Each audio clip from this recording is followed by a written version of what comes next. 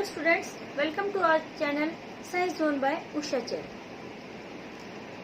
So next student, we will study about the lesson 5th of class 9, cell, the fundamental unit of life. In this chapter, we will discuss about the cell and the different invention related with the cell and the different organelles present in the cell. The first question arises from this topic and this chapter is the what is the cell and what is the then from the name of the chapter fundamental unit of life. What do you mean by fundamental unit of life? देखो बेटे, आप पढ़ते हैं कि fundamental मतलब वो चीज जो हमारी किसी भी चीज का आधार होती है, मौलिक, फंडामेंटल यूनिट ऑफ लाइफ. तो हम यहाँ किसके बारे में पढ़ रहे हैं कि भी जीवन का आधार जिसके बगैर जीवन पॉसिबल नहीं है, तो हमारी क्या होगी, वो चीज क्या होगी, सेल. तो fundamental unit of life cell. तो first question comes from the subject heading of the lesson, that is the fundamental unit of life. The answer of this question is the cell. यानी कि life की fundamental unit क्या है, तो आप इसके लिए बताएंगे कि सेल है. सेल के बारे में बेटा आपने पिछली क्लासेस में पढ़ा हुआ है, इसके बारे में थोड़ा और डिटेल से इस क्लास में यानी कि 9th क्लास में करेंगे. तो अब क्वेश्चन आपका आता है सबसे पहले, ये तो आपको पता चल गया है कि भी फंडामेंटल यूनिट ऑफ लाइफ कौन सी है, सेल है. तो अब यहाँ आप आगे बात करेंगे कि भी who discovered the cell, how and when. Cell जो है वो किसने, कब और कैसे डिस्कवर की, अभी हम यहाँ इसके बारे में करेंगे डिटेल से. उसके अलावा अच्छा चलो पहले हम सेल के बारे में ही करते हैं. तो the cell was discovered by Robert Hooke in 1665 by the self designed microscope. तो यानी कि जो सेल की जो डिस्कवरी है वो किसने की थी, रॉबर्ट हुक ने की थी. कब की थी, 1665 में. और किससे है कि सेल्फ डिजाइंड माइक्रोस्कोप, उसने अपना खुद का माइक्रोस्कोप बनाया था. माइक्रोस्कोप के बारे में आपने पिछले छोटी क्लासेस में पढ़ा भी होगा और आपने लैब में देखा भी होगा. आपकी जो बुक है बेटे उसमें भी माइक्रोस्कोप का जो डायग्राम दिया हुआ है, कंपाउंड, यानी कि आपने दो तरह के पढ़े होंगे, देखे होंगे लैब में, डायसेक्टिंग माइक्रोस्कोप और कंपाउंड माइक्रोस्कोप. जो आपका 9th क्लास की बुक है इसमें ये माइक्रोस्कोप के डिफरेंट पार्ट्स भी दिखाए हुए हैं, आप इसको ध्यान से देखेंगे और लैब में आप इसको देखते भी है. इसके नीचे आप स्लाइड्स रख के देखते हैं, डिफरेंट जो ऑर्गेनिजम्स है या फिर डिफरेंट जो आप भी जो भी स्लाइड देखना चाहेंगे वो माइक्रोस्कोप से देखते हैं. तो यानी कि हमारा क्वेश्चन था कि भी हु डिस्कवर्ड द सेल, तो यहाँ पर हमारा आंसर होगा रॉबर्ट हुक. व्हेन 1665. हाँ कि he examined the thin slice of cork under the self-designed microscope and he saw there are the many little compartment like the honeycomb, and that little compartment are called cell by the Robert Hooke. That word cell come from the Latin language which means little room. यानी कि बेटा जो Robert जो hook था उसने microscope के नीचे जो कॉर्क थी उसकी पतली सी कटिंग करके, थिन स्लाइस करके, ट्रांसपेरेंट स्लाइस बनाना होता है माइक्रोस्कोप के नीचे देखने के लिए. तो उसके नीचे जब एग्जामिन किया तो उसको क्या दिखाई दिया, जो हनीकॉम्ब यानी कि मधुमक्खी का छत्ता जैसा होता है उसके जैसी स्ट्रक्चर दिखाई दी. अब मधुमक्खी का छत्ता आपने सबने देखा, उसमें छोटे छोटे होल्स बिल्कुल एक दूसरे से साथ मिले हुए होते हैं. तो उन्हीं होल को जैसे उस तरह की संरचना, उनको स्ट्रक्चर दिखाई दी. उस स्ट्रक्चर का जो एक होल है उसको उसने क्या नाम दिया, लिटिल कंपार्टमेंट को क्या नाम दिया, सेल. जो सेल है बेटा ये लेटिन लैंग्वेज, जो लेटिन भाषा है हमारी, उसका वर्ड है, उसका मतलब होता है लिटिल रूम. तो इसी के बारे में फिर आगे डिटेल से स्टडी किया गया. तो रॉबर्ट हुक जो थे वो फर्स्ट इन्वेंटर थे सेल की जिन्होंने डिस्कवरी की थी. नेक्स्ट आपका आता है बेटे सेल की, यानी कि उसने जो, अच्छा यहाँ पर एक क्वेश्चन आता, भी हमने कहा था कि भी he examined the thin slice of cork under the self designed microscope. तो अब आप में से कई बच्चे सोच रहे होंगे कि भी उसने आपने ये तो बता दिया मैम कि थिन स्लाइस ऑफ कॉर्क देखा। अब ये कॉर्क क्या चीज होती है? बच्चे होते हैं कई बार माइंड में सोचते रहते हैं और पूछते नहीं है, तो यहाँ ये भी क्लियर कर देते हैं। जो कॉर्क होती है बेटे, जो बार्क ऑफ ट्री मतलब पेड़ की जो छाल होती है। अब पेड़ के जो ऊपर का, जैसे आपने नीम की वो देखी होगी बार्क, पीपल की, पेड़ जो बहुत बड़े बड़े बहुत पुराने हो जाते हैं उसके ऊपर अलग से लेयर जो निकलने लग जाती है, वो होती है बार्क, यानी कि पेड़ की छाल। तो उसी से बनी हुई चीज को हम क्या कहते हैं? कॉर्क। उसके पतला सा सेक्शन, यानी कि अब आपको यहाँ से ये भी क्लियर हो गया होगा, जो बार्क ऑफ ट्री है यानी कि पेड़ की छाल है, तो वो कैसी है? डेड या लिविंग? डेड सेल्स होती है उसके अंदर। तो यानी कि जो रॉबर्ट हुक ने सेल को डिस्कवर किया था वो कैसी सेल थी? डेड थी या लिविंग थी? डेड सेल थी। तो फिर उसके बाद जैसे ये तो होता ही है कि एक चीज का हमें पता चल जाए तो फिर दूसरे लोगों को उसके लिए रास्ता मिल जाता है, वो और बाकी चीजों को खोज करने लग जाते हैं। तो इसी सीरीज में आगे फिर जो तालाब का पानी था उसका थोड़ा सा और अच्छा माइक्रोस्कोप तब तक डिस्कवर हो गया था। आगे बनाते गए लोग कि भी ये पता चला हाँ इससे और अच्छा दिख रहा है, इससे और अच्छी चीज बनाई जाए जिसमें और साफ दिखाई दे। तो थोड़ा सा इम्प्रूव्ड माइक्रोस्कोप था, वो लेकर के तालाब के पानी को उसके अंदर ऑब्जर्व किया गया। तो एंटोन वॉन लीeuwenhoek थे जिन्होंने फर्स्ट लिविंग सेल को डिस्कवर किया था।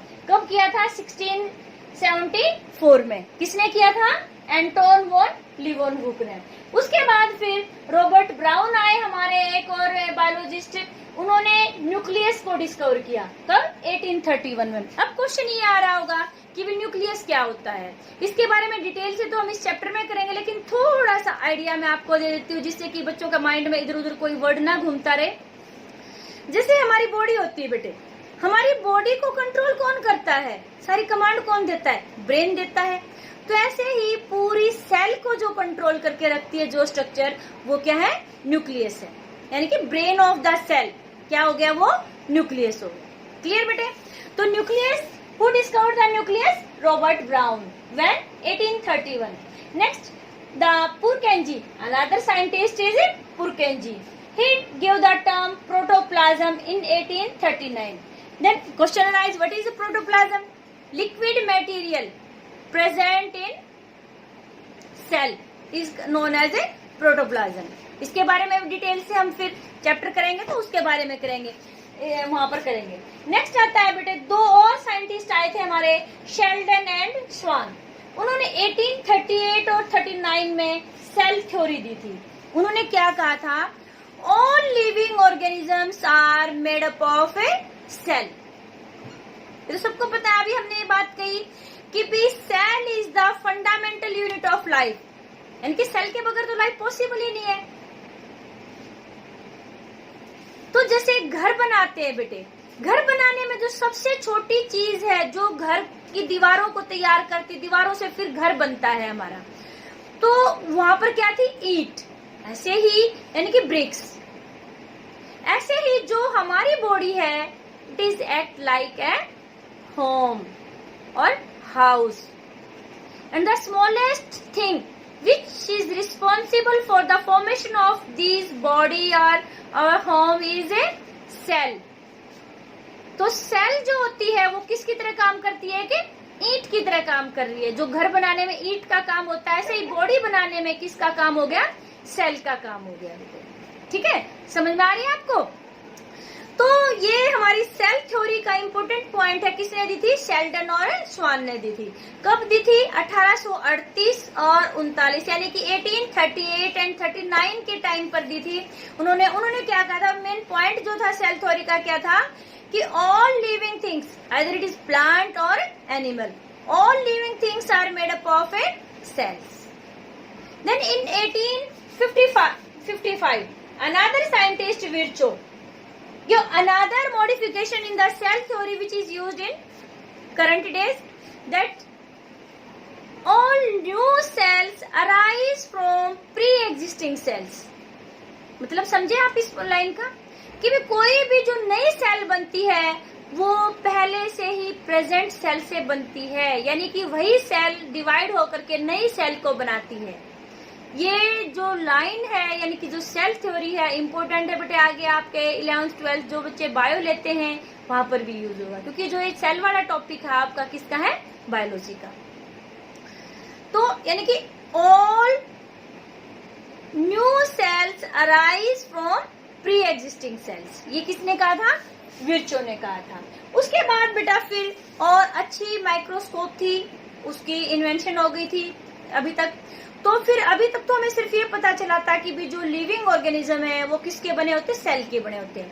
अब ये नहीं पता था कि सेल तो बिल्कुल छोटी सी है, कि उसके अंदर भी बहुत सारी जो है स्ट्रक्चर प्रेजेंट है।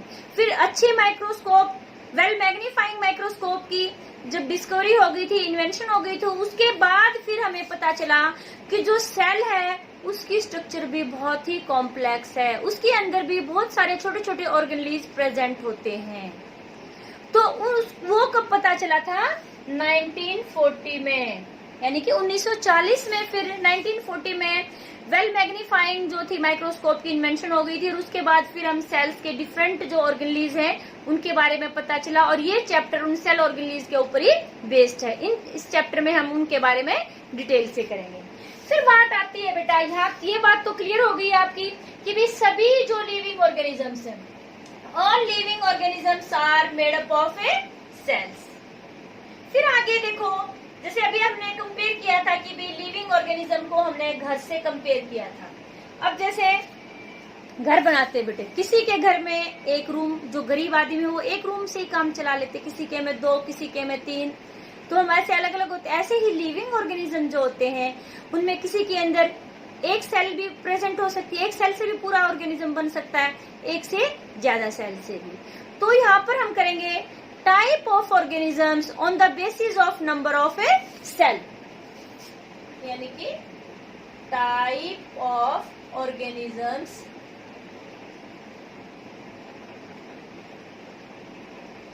On the basis of number of cells. तो यहाँ पर बेटे हमारे 2 तरह के आ गए, यूनिसेलुलर ऑर्गेनिज्म और multi cellular organism.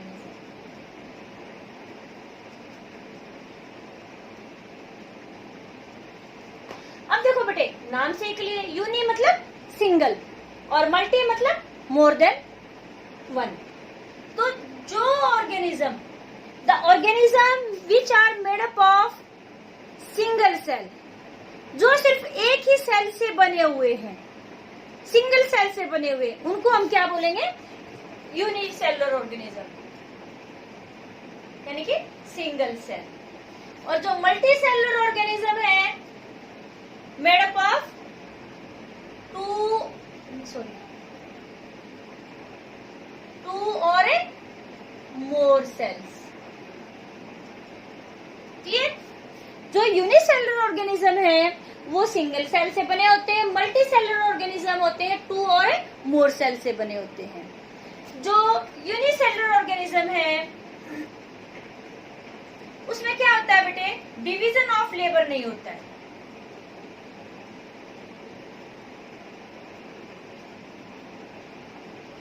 No division of labour. यहाँ क्या होता है, डिवीजन ऑफ लेबर होता है।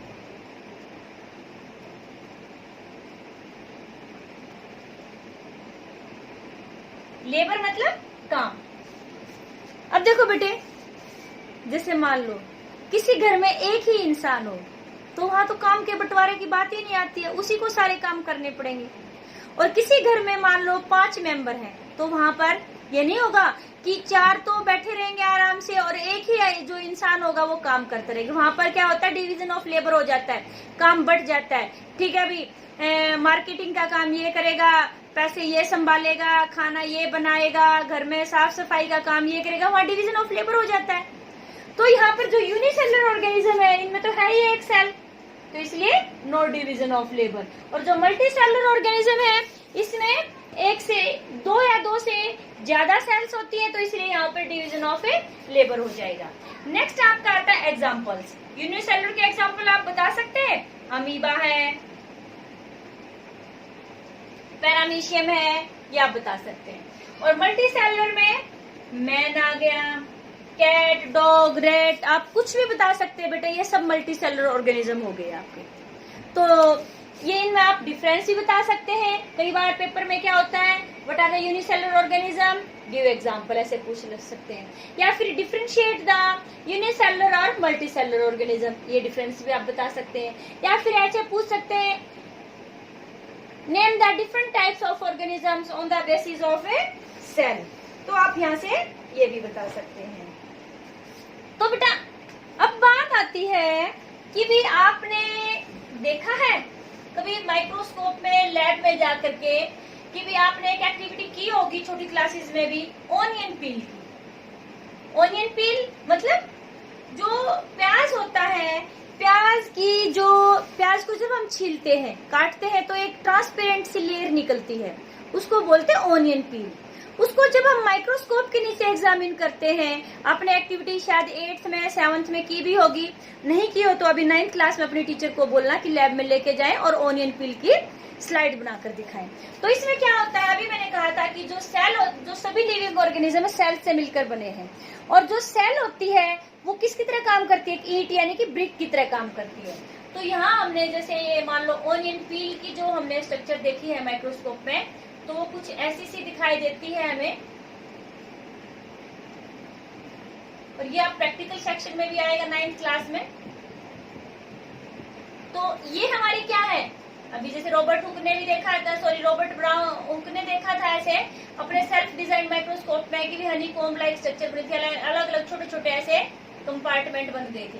उन कंपार्टमेंट को उसने क्या नाम, यानी कि ये इतना पोर्शन, ये सब क्या है, ये सेल है, ठीक है ना। और इसके सेंटर में ये क्या बना हुआ है, न्यूक्लियस है, और इसमें क्या प्रेजेंट होता है, ऐसे साइटोप्लाज्म यानी कि जिसको बोलते हैं वो प्रेजेंट होता है। साइटोप्लाज्म जो प्रोटोप्लाज्म और न्यूक्लियोप्लाज्म, साइटोप्लाज्म और न्यूक्लियोप्लाज्म को मिलकर प्रोटोप्लाज्म बनते हैं, प्रोटोप्लाज्म का पार्ट है।